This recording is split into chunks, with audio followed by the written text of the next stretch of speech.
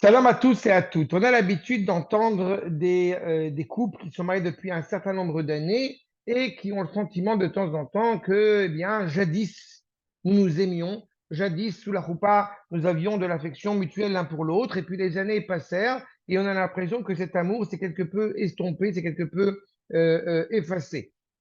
En réalité, dans la paracha de Chayei Sarah, justement, nous assistons à la rencontre et au mariage célébré de Yitzhak et de Rivka. Mais étrangement, eh bien, Yitzhak, comme il est inscrit, prend d'abord Rivka dans sa tente, il prend Rivka pour épouse, Vaïkar et Rivka, et seulement ensuite, eh bien, Veillava, et seulement ensuite se développe l'amour qu'il va éprouver à l'égard de Rivka. Alors on pourrait objecter évidemment qu'il y a ces trois couples essentiels, ces trois couples fondamentaux, et on pourrait ajouter Adam et Chava, dont le dialogue s'est avéré pas forcément fructueux, mais en tous les cas, les trois couples de nos patriarches et de nos matriarches, Abraham avec Sarah, Yitzhak avec Rivka, Yaakov avec Rachel et Léa. Yaakov, on verra, c'est la première fois qu'on a réellement, j'ai envie de dire, eh bien, cet amour, ce romantisme exceptionnel, j'ai envie de dire, mais de prime abord, Abraham, a priori au sens littéral, eh bien, on se rend compte de la beauté de Sarah au moment où il descend en Égypte,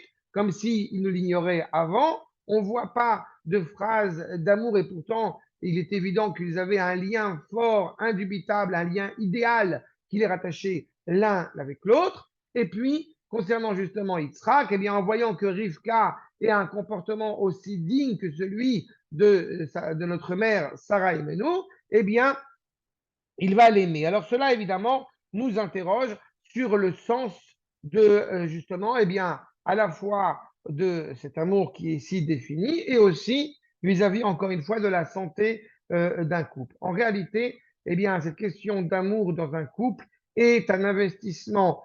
évolutif, graduel, quand nous parlons effectivement eh bien, de cet amour romantique sous la roupa. Il est tout à fait envisageable que cela soit du pur sentimentalisme sans être méprisant. C'est-à-dire qu'en réalité, il y a effectivement un sentiment, il y a une évocation des sens qui est présente, mais ce n'est pas forcément l'amour auquel eh bien, nous nous référons pleinement. Au contraire, l'amour dans un couple est quelque chose qui se construit pas à pas, qui se renforce, qui se solidifie avec les années, qui se même, j'ai envie de dire, qui devient de mieux en mieux comme le vin qui se bonifie avec le temps pour être justement un amour authentique. Un amour dans un couple n'est pas, encore une fois, quelque chose de ponctuel, quelque chose de passager, ce n'est pas seulement un simple désir de l'un pour l'autre, mais au contraire, c'est un amour qui se construit. C'est un amour qui se construit parce qu'il est intimement, j'ai envie de dire, rattaché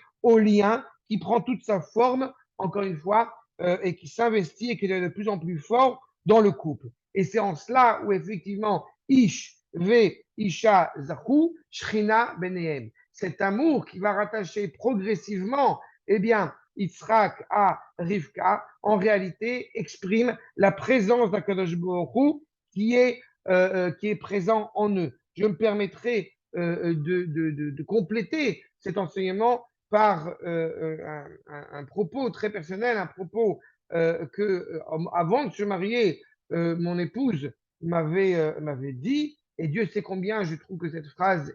m'a marqué, c'est que Dieu fasse que nous regardions toujours dans la même direction. Eh bien, je pense qu'en réalité, cet amour auquel nous nous référons, et pour éviter d'avoir le sentiment que cet amour s'efface, eh bien, il faut toujours avoir, eh bien, en s'investissant, en s'efforçant, en œuvrant pour cela, de faire en sorte que tout en étant deux êtres pleinement différents, Yitzhak n'est pas, justement, n'est pas